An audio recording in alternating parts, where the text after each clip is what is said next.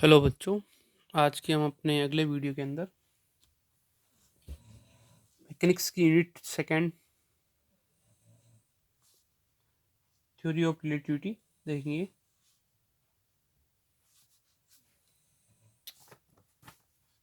Theory of relativity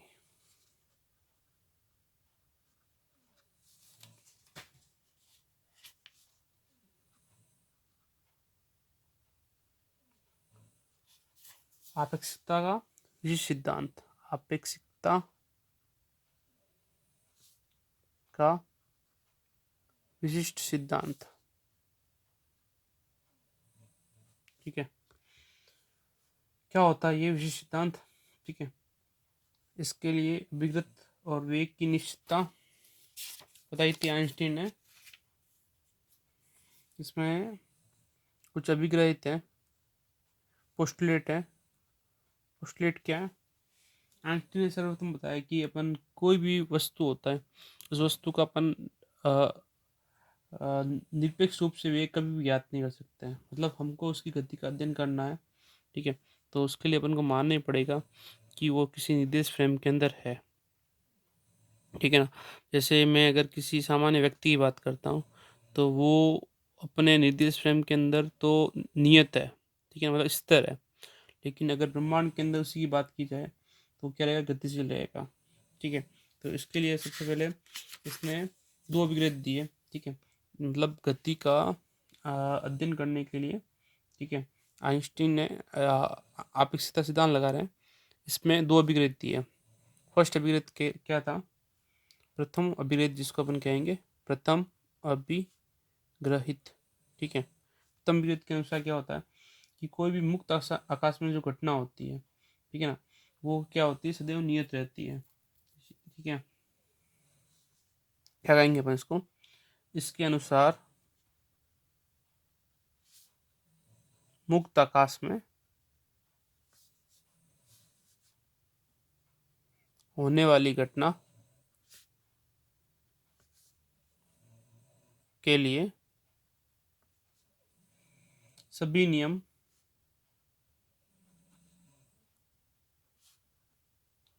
परस्पर नियत सापेक्ष वेग से गतिशील निर्देश तंत्र में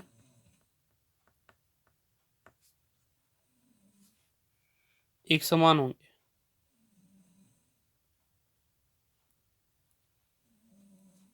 ठीक है, वो इसे तुल्यता सिद्धांत भी कहते हैं। इसे तुल्यता का सिद्धांत भी कहते हैं। ठीक है, नेक्स्ट, वैसे यांत्रिकी में सभी घटनाएं इस अभिव्यक्ति की पालना करती हैं। ठीक है, ये जो अपन पहला अभिव्यक्ति है वो यांत्रिकी में सभी घटनाओं की पालना करती है। और ये सिद्धांत न्यूटन न्यूटन के आपेक्षिकता के सिद्धांत पर दे रखा है। ठीक है, तो उसको न्यूटनियन थ्योरी का सिद्धांत भी कहते हैं। नेक्स्ट, सेकेंड पोस्टुलेट की बात करते हैं अपन, द्वितीय अभिग्रहित। तो दूसरी अवधारणा या अभिग्रहित क्या क्या कहता है? ये कहता है कि मुक्त आकाश में सभी प्रेक्षकों के लिए सभी प्रेक्षकों के लिए प्रकाश का वेग अच्छा रहता है। ठीक है, मतलब प्रकाश का वेग रहेगा जो एक नियतांक रहेगा। ठीक है, अच्छा मतलब कांस्टेंट रहेगा। अतः प्रकाश का वेग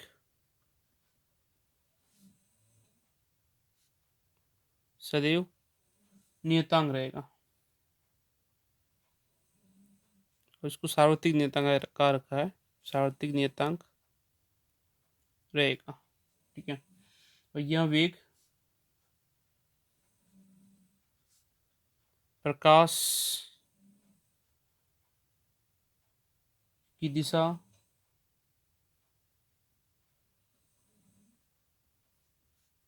गति मतलब प्रकाश स्रोत की गति, प्रकाश स्रोत की गति व प्रेक्षक की गति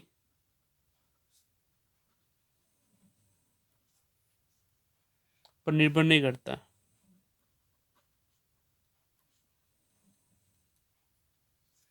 ठीक है।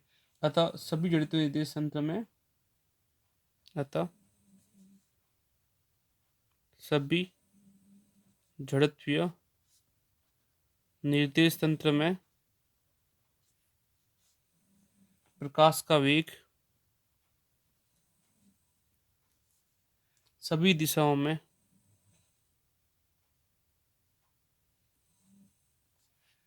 एक समान रहेगा, एक समान होता है। ठीक है। और यह सिद्धांत आइंस्टीन के अनुसार दे रखा है। ठीक है। तो इसको अपन थ्योरी ऑफ रिलेटिविटी, मतलब समकालीनता का आपके सिद्धांत भी कहते हैं। ठीक है। इसे समकालीनता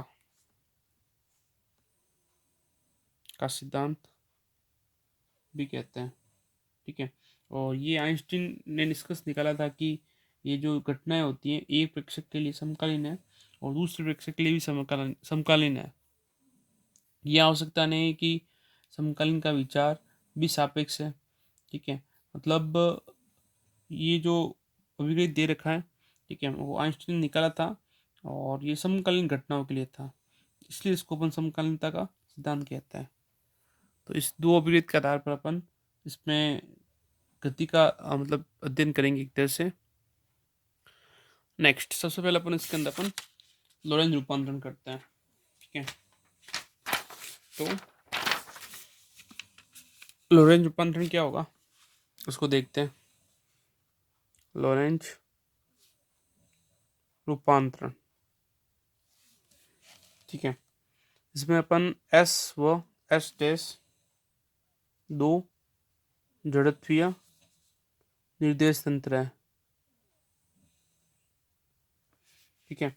यदि एस डैश निर्देश तंत्र एक्स अक्ष की दिशा में, एक्स अक्ष की दिशा में एस के सापेक्ष वी वेग से गति कर रहा है तो फ्रेम एस व एस डैश में स्थित बिंदु P के निर्देशांक क्रमशः एक्स वाई जेड और टी होंगे और पी डैश के अंदर X dash Y dash Z dash और टी डैश होंगे। और यदि फ्रेम एस के मूल बिंदु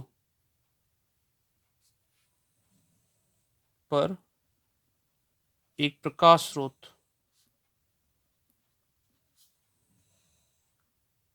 स्थित है तो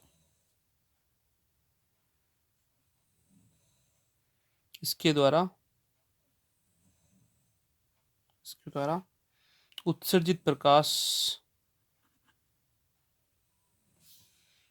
तरंगाग्र को पी बिंदु तक पहुंचाने में स्मॉल टी समय लगेगा। ठीक है। अर्थात कहने का ये मतलब है कि अपने पास में ये एक फ्रेम है। ठीक है। ये एस फ्रेम है, ये वाई, ये एक्स और ये जेड। ठीक है। और ये अपने पास में दूसरी फ्रेम है एस डैश। ठीक है। ये जेड डैश और ये एक्स डैश। ठीक है। अब इसके अंदर कोई निर्देशांक बिंदु स्थित है P, इसका और इसका जो मान है वो एक्स वाई जेड टी, ठीक है। और इसके निर्देशांक है X dash Y dash Z dash और टी डैश है, ठीक है। इस स्थिति के अंदर अपन इस पी बिंदु के लिए अपन देखेंगे किस तरह से निर्देशांक का रूपांतरण होता है। सबसे पहले बात करते हैं अपन प्रकाश का वेग क्या है। प्रकाश का वेग यहाँ पे c है, ठीक है। तो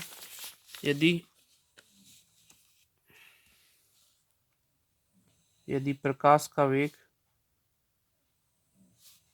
स्मॉल c है तो ओपी ये दूरी हो जाएगी, ठीक है ना, इस मूल बिंदु से ये दूरी, ठीक है। तो ओपी दूरी क्या रहेगी, सी टी, और इसका मान रहेगा निर्देशांक के हिसाब से √(x²+ y² + z²), ठीक है। तो अपन लिख देंगे जो सी टी का मान है वो रहेगा √(x² + y² + z², ठीक है। अब जो वर्क करेंगे दोनों तरफ, वर्क करने पर रहेगा सी टी बराबर √(x² + y² + z², ठीक है। अच्छा, वर्क नहीं किया अपन ने, चलो यहाँ वर्क कर देते हैं और ये अंडूट हट जाएगा, ठीक है। अपने पास में रहेगा x² + y² + z² minus CT² बराबर 0, CT² C² T² बराबर 0। ये समीकरण 1 है, ठीक है। अब आपेक्षिकता के सिद्धांत अनुसार क्या होगा, आपेक्षिकता के सिद्धांत अनुसार